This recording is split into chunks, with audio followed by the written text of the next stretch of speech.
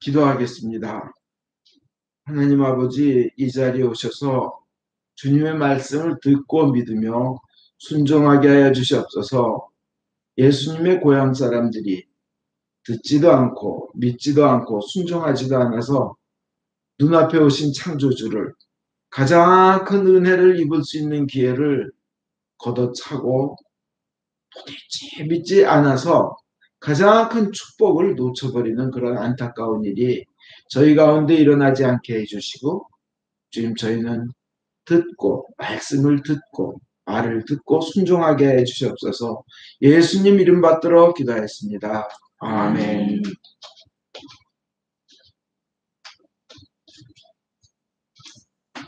오늘 말씀은 순종입니다. 순종.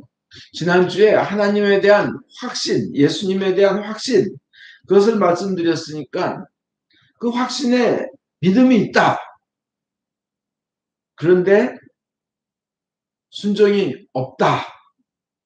그러면 그 사람은 믿음이 아직 없다 하는 겁니다. 믿음이 있다면 순종하게 되어 있습니다. 그렇죠? 믿음이 있으면 순종하게.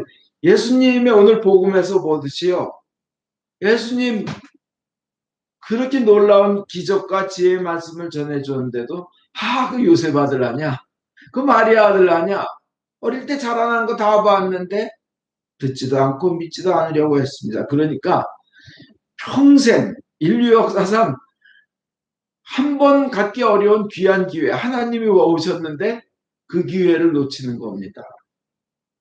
정말 안타까운 일입니다. 그러나 우리는 비난하면 안 됩니다. 비판하면 안 됩니다. 우리 자신도 얼마나 그런 삶을 살고 있습니까? 그죠? 우리는 그저 순종해야 됩니다. 그 에스겔서에 참 놀라운 그 말씀이 있는데요. 그 4장 9절입니다. 그 에스겔서에요, 비판하는 사람들이 있고 비판하는 사람이 많다는 겁니다. 그런데 탄식하며 우는 사람들, 비난하고 비판하는 사람 많지만 그 중에 비판 비난에 끝나지 않고 비판 비난을 하지 않고 그것을 가슴 아파하며 탄식하며 우는 사람들 이마에 표를 해주어라 그랬습니다. 그리고는 하나도 빠짐없이 다 죽여라. 뭐 남자 여자 노인 어린애 뭐 병자 건강한 자 귀족 낮은 자 할 것 없이 다 죽여라. 그런데 이마에 표 있는 사람은 건드리지 말아라는 거예요. 이마에 표 있는 사람은 누구예요? 우는 사람입니다. 비난이나 비판하기보다 그들을 가슴 아파하며 울며 기도하는 사람은 구원을 얻는 거예요. 생명을 얻는 겁니다. 생각해 보십시오. 비난 비판보다는 올바른 분별한 후에 그들을 위하여 울며 기도하는 사람이 구원을 얻습니다. 비난으로 비판으로 구원 얻지 못합니다. 그런데 놀라운 것은 성소부터 시작하여라 하는 거예요. 거룩한 장소부터. 사제들부터 죽여라 하는 거예요. 잘못 가리키는 사람. 본인의 삶에는 사랑과 이런 것이 없으면서 비판의 잣대만 내세우는 사람들, 뭐 남 흉만 보고 이거 잘못됐어 이거 잘못됐어 이렇게만 하는 사람들 다 죽여라는 거예요. 우는 사람은 건드리지 말라는 거예요. 그리고 뭐예요? 뭐 이 세상에 살면서 영원한 생명과 예수를 통한 그 구원을, 하나님에 대한 것을 가르치지 않고 세상 축복만 가리키는 사람들, 그래서 성전을 썩게 하는 사람들, 그렇잖아요. 다 쓸어버리라는. 벌은 성직자들이 먼저 받습니다. 목회자들이 먼저 받습니다. 더 크게 받습니다. 가르치는 사람들이 더 크게 혼납니다. 삶이 따라야 됩니다. 삶이 따른다면 그것은 하나님에 대한 순종이 행동으로 나타난다는 겁니다. 순종하면 축복이 따릅니다. 순종하지 않는 것을 우리는 불순종이라고 합니다. 믿지 못함이라고 합니다. 그것이 나가면 어떻게 돼요?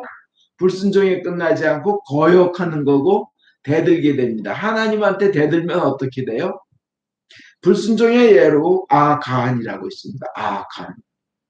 간교한 사람의 약자입니다. 아간. 간을 보는 겁니다. 한번 간 보는 거. 이래도 되지 않을까? 하나님 이렇게 하라 그랬는데 거기서 살짝 다 없애고 불태워보라 그러는 거 살짝 자기 집에 숨겨놓습니다. 그래서 그래서 그 여호수아가 이끄는 그 강한 군대가 완전히 참패를 아이성에서 참패를 하게 됩니다. 그리고는 아간은 어떻게 됩니까? 그의 가족들과 함께 가지고 있는 모든 소유와 함께 그냥 돌 맞아 죽었어요. 그 머리에 돌 맞아서 아골 때립니다. 아골 골짜기에서 아골 맞아서 죽었습니다. 그 집안 가족들도 다 죽었어요. 다 불태워버립니다. 그 다음엔 더 슬퍼요. 그렇게 믿어주시던 하나님의 군대, 여호수아의 군대가 하나님도 못 믿고 그래 용서해 줄게. 이제 불순종하는 거 제가 있으니까 용서해 주겠는데 여리고성을 그냥 이렇게 돌기만 하여도 무너지던 하나님의 슈퍼파워가 있던 군대였어요. 소리만 질러도 무너져 내리는, 적이 무너져 내리는데 이 아간의 불순종으로 인하여 그 다음부터는 전쟁을 하여 이겨야 되는 그런 입장이 바뀌었습니다. 그런 입장이 됐어요. 왜 회사에서도 그러잖아요. 참 믿던 직원이 자기를 배신하고 돈을 해먹었다 그러면 용서는 내고 다시는 안 그러겠다는 말을 믿지만 그 다음부터는 CCTV 감시 카메라 설치하잖아요. 그렇죠? 하나님도 뒤신 거예요. 그래 믿어. 그렇지만 너희는 약한 인간이야. 그리고는 탐스러운 거 앞에 하나님께 불순종했던 그 인간들, 그걸 이겨나가지 못하는 불순종의 씨를 제거해버리는 거죠. 아골골장에서 다 없애버리는. 참 슬픕니다. 불순종의 결과가 그렇습니다. 근데 여호수아서 8장 보면 네가 예리고와 그 왕을 해치웠듯이 이제 아이성의 왕도 이제 해치울 텐데 이제 전리품과 가축은 가져라. 그래서 아이성을 치고 난 다음에 가축과 전리품은 이스라엘 백성이 가졌습니다. 그 좋은 것이 앞에 있을 때 갖지 말라 했을 때는 갖지 말아야 되는 순종을 해야 되는 거고 하나님이 안 주시는 분이 아니에요. 그 순종을 보시고 30배, 60배, 1000억 배로 주시는 분입니다. 그걸 믿으시기 바랍니다. 우선은 근데 탐스러운 게 앞에 있을 수 있어요. 이거만큼 내가 간 봐도 되겠지. 간입니다. 그런데 간 보지 말라는 거예요. 주님께 순종하라는 거예요. 그 다음에 그 불순종하면 준 것도 뺏으십니다. 왜 그래? 줘봐야 또 불순종할 거네. 많이 줘봐야 죄질 텐데. 있는 거 알면서도 그렇게 되면 그런 사람들, 불순종하면서 많이 가진 사람들은 자기가 많이 가진 거 알면서도 못 씁니다. 못 누려요. 풍요를 못 누립니다. 아무리 재벌이 돼봐야 고생하다가 그냥 풍요를 못 누립니다. 오히려 있는 것이 더 고민이에요. 이거 어떻게 물려줄 방법 없을까? 세금 빼돌릴 방법 없을까? 해가면서 더 고민입니다. 그리고 그 많은 것이 어떤 때는 써보지도 못하고 확 없어져 버립니다. 한 번에 날아가 버리는 수도 있어요. 근데 어떤 때는 없어지지는 않았는데 기억 상실이 걸려가지고 있는지도 모르는 삶을 살 수도 있습니다. 그렇잖아요. 밭에서 보화를 찾은 사람이 자기 온 집안 재산 다 팔아서 그 땅을 통째로 사는데 생각해 보세요. 그 보화의 원래 주인은 걷다 숨겨놓고 잘 살 꿈을 가지고 살았는데 어느 날 스트로크가 딱 와서 할 사이도 없이 팍 가셨다고 생각해 보세요. 그죠? 말할 틈도 없어요. 아니면 잘 숨겨놨는데 전쟁에 나갔다 죽을 수도 있고 더 큰 무역하려고 나갔다 풍부해 갈 수도 있고 누구한테 말할 틈도 없어요. 그러다 하는 거예요. 있는데 생각도 안 나든지 쓸 틈도 없게 됩니다. 참. 그리고 나중에 예수님의 부자처럼 가난한 이와 없는 이들 도와주지 않고 오른 많이 벌었다. 큰 곳간 짓고 몇 년 동안 행복하게 살자. 근데 뭐예요? Hello, excuse me. 오늘 밤 너 데려갈 거야. 땡, that's it. 그죠? 그잖아요. 예수님이 그 말씀하신 거 아니에요. 그러나 순종하는 자들에게는 어떤 복이 있냐면요. 그냥 다윗이 그냥 평생에 가장 위험한 순간이 왔어요. 자기를 따라서 목숨을 바쳐 따라서 다니던 600명의 부하들이 있었어요. 아니 다윗은 너 왕되리라는 축복을 받고 15년이나 흘렀어요. 얼마나 오랜 세월이 흘렀어요. 도망 다니고 죽을 뻔하고. 근데 이제 시글락에 이렇게 그 마을에 딱 600명과 함께 딱 안착을 했는데 블레셋 전쟁에 나갔다 오는 사이에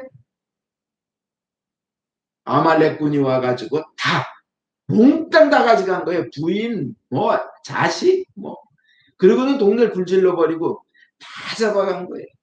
그랬더니 자기를 따르던 부하들이 울다 울다 지쳐가지고 너무 울다가 이제 기력이 다 해가지고 울 힘까지도 없어진 거예요. 돌아와 보니 내 사랑하는 아내, 사랑하는 내 새끼, 내가 키워서 맛있게 먹으려 했더니 양 토실토실 뭐 막 다 잃어버린 거예요.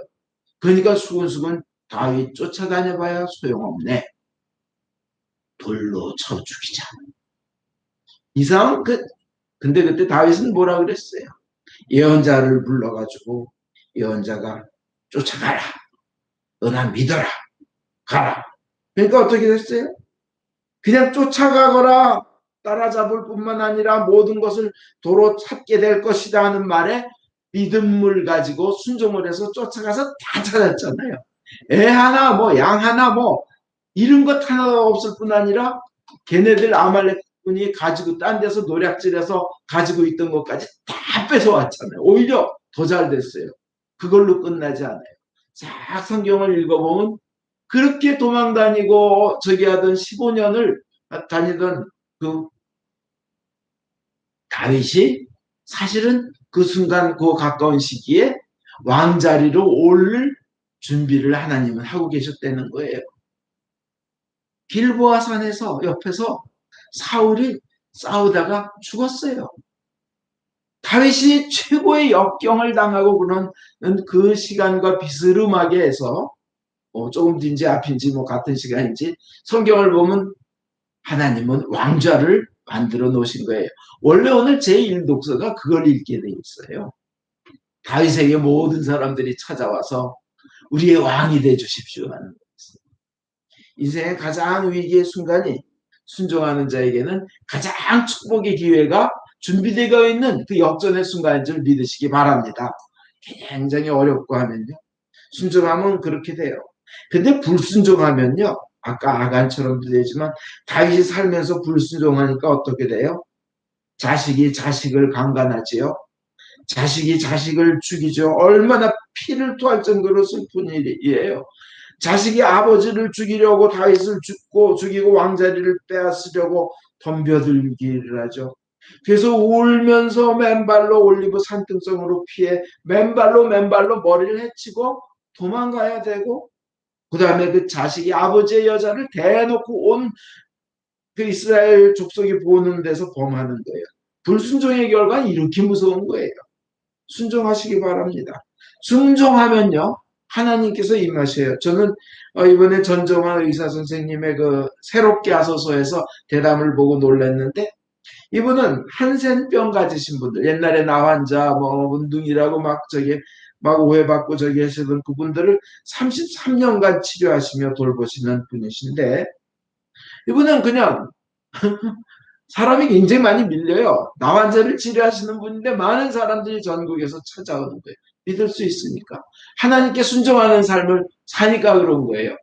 절대 한 번 와서 치료할 수 있는 분 두 번 오게 하지 않는데요. 뭐 병원 운영하려 그렇지 않는데요. 뭐 이거 뭐 고쳐주고 뭐 돈 더 받지 않고 그냥 받을 수가 없어요. 이렇게 사는 분이에요. 자기 슈바이처처럼 되고 싶으셨다는 거예요. 근데 어느 날 피부암 걸린 94세 권사님이 며느리와 함께 했는데 며느리는 여자 목사님인 거예요.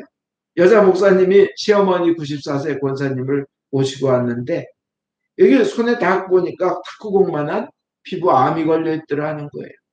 그래서 이거는 큰 병원 가십시오. 제가 못 고칩니다. 그랬더니 그분 권사님 94세 권사님 하시는 말씀이 의사 선생님께 가면 내가 나을 것 같다는 믿음이 생겼습니다. 큰 병원 다 다녀봤습니다. 온갖 치료 다 해봤습니다. 안 낫습니다. 근데 선생님께 가면 나을 걸로 믿음이 생겼습니다. 그럼 제가 치유는 해드릴게요. 그렇다면. 하나님이 치료하신 거지 제가 하는 거 아닙니다. 철저한 순종이죠. 철저한 순종. 제가 하는 거 아닙니다. 6개월 만에 그 암이 싹 나버렸답니다. 근데 더 중요한 말씀을 하세요. 치유나 기적이 중요한 게 아니라 그 믿음을 가지고 천국 가는 게 중요합니다. 치유를 경험하셨습니까? 기적을 경험하셨습니까? 그럼 그 믿음을 그대로 유지하고 성장시키면서 천국 가라고 기적 베풀어 주신 겁니다. 그 말씀을 하시는 거예요. 순종의 결과입니다. 순종의 결과 성경에 보면 여리고성이 무너집니다. 그죠? 소리 지르니까 무너져요. 그죠? 그 다음에 나만이 순종하니까 7번 씻으라고 하니까 가서 씻으니까 나았는 거예요. 뭐 그 강물이 더 좋아서 아니에요. 그죠? 순종하니까 나은 거예요.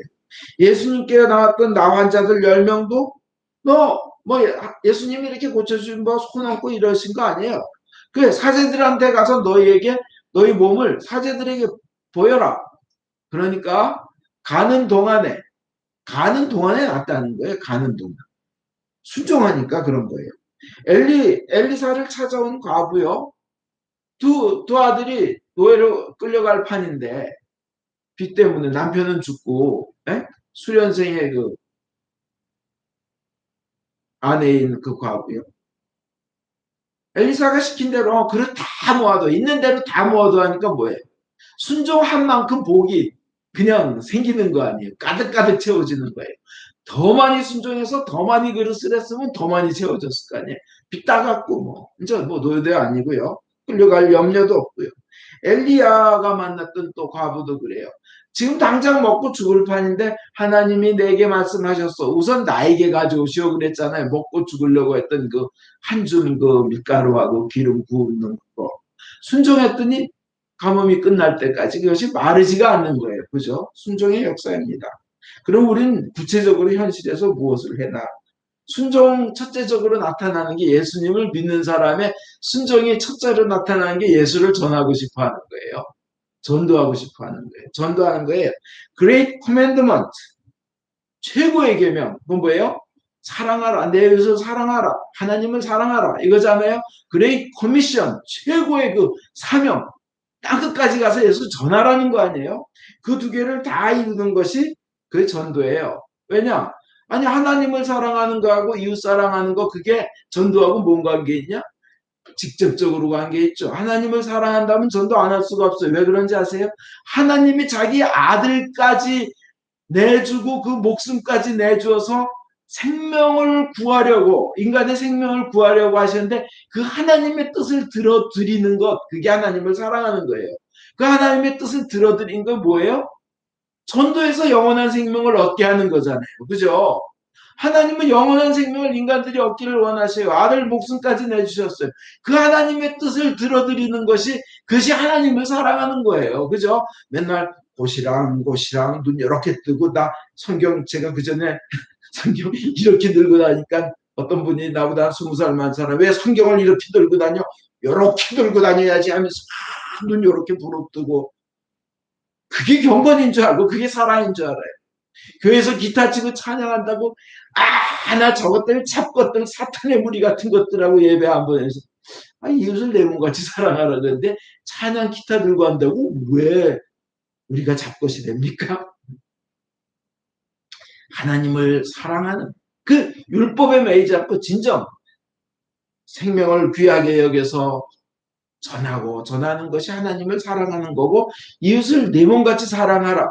세상에 큰 사랑 중에 영원한 생명을 전하는 사랑보다 더 큰 사랑이 있습니까?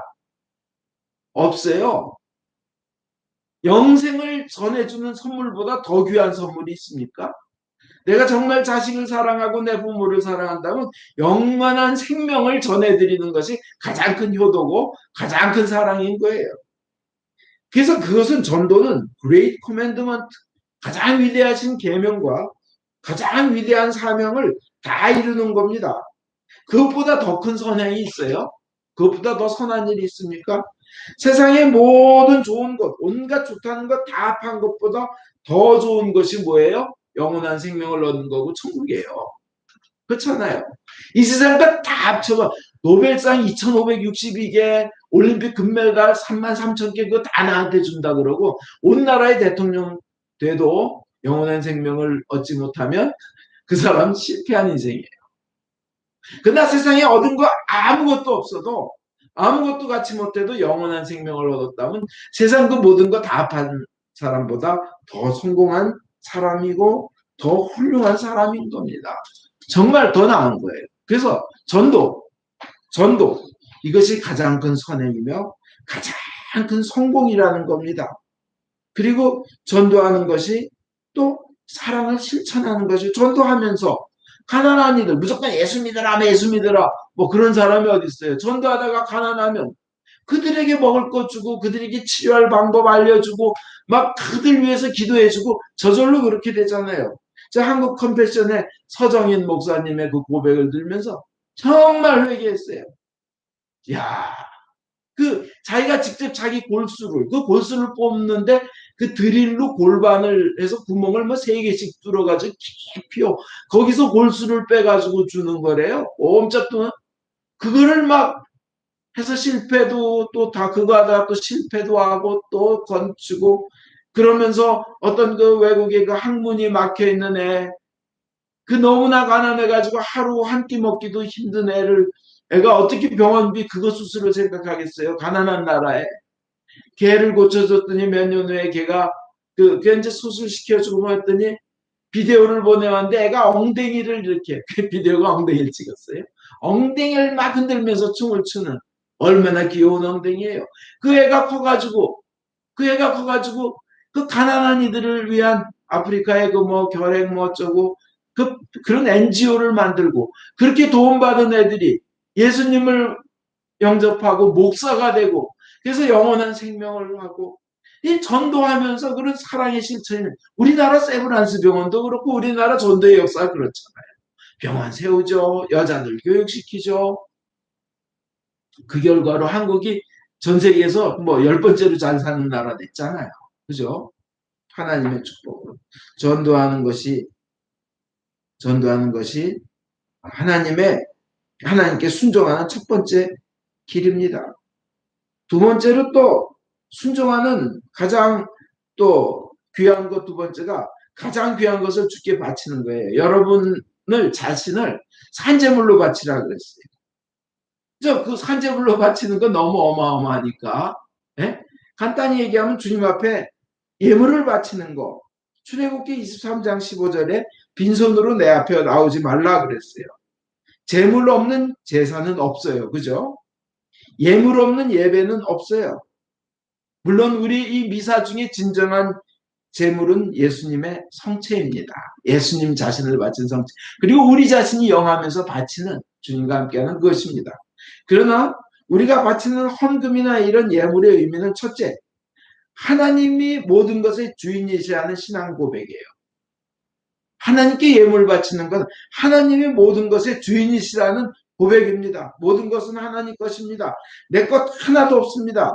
모두 다 하나님이 주신 것입니다. 내 생명도 하나님이 주신 것, 내 일생 80년, 90년도 하나님이 주신 것, 내가 숨쉬는 공기도 하나님이 주신 것, 내가 마시는 물도, 내가 딛고 있는 땅, 이 지구도 내 자식도 하나님이 주신 것입니다. 이 헌금을 한다, 예물을 바친다는 게 첫 번째 그 의미랍니다.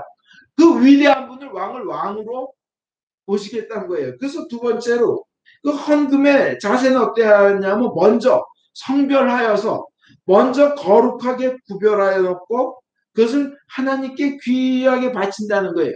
뭐 그거만 하나님 것 아니에요. 모든 것이 다 하나님 거예요. 근데 하나님께 나의 가장 귀한 부분, 첫 번째 부분을 거룩하게 구별하여 놓고 바친다는 겁니다.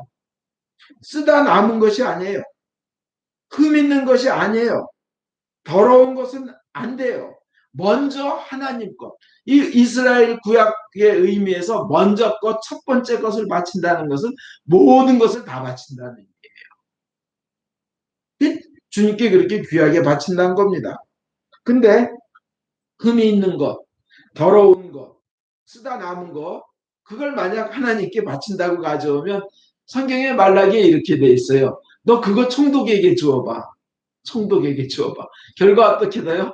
청독이. 너 나 거지로 하냐? 너 모가지 날라가고 싶니? 그러지 않겠어요?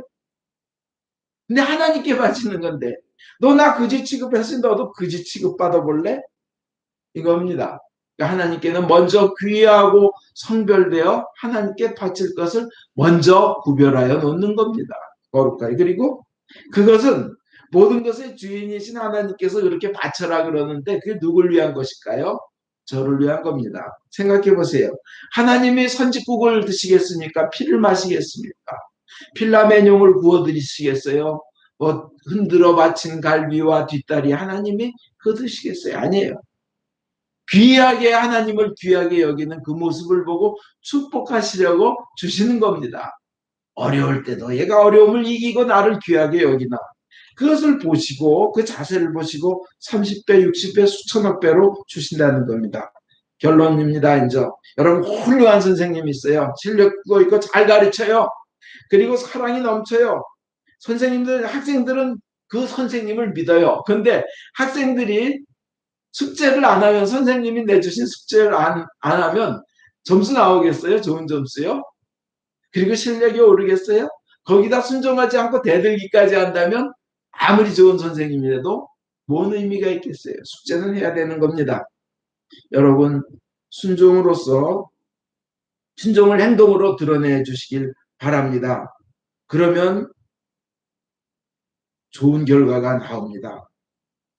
어떤 선생님이 제자들을 늘 위해서 늘 기도하고 축복해 주었는데 그 애가 도저히 갈 수도 없는 그의 실력으로는 환경으로는 갈 수 없는 대학에 입학하더니 졸업 후에도 가기도 힘든 학교의 교사직 얻기가 그렇게 어렵대요.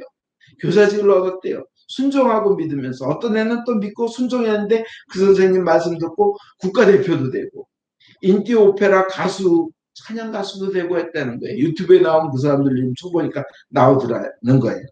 여러분 순종하여야 축복을 기대할 수 있습니다. 순종의 제일 좋은 방법 실천 첫째 전도요. 두 번째로 가장 귀한 것을 먼저 성별하여 하나님께 바치는 것입니다. 아멘.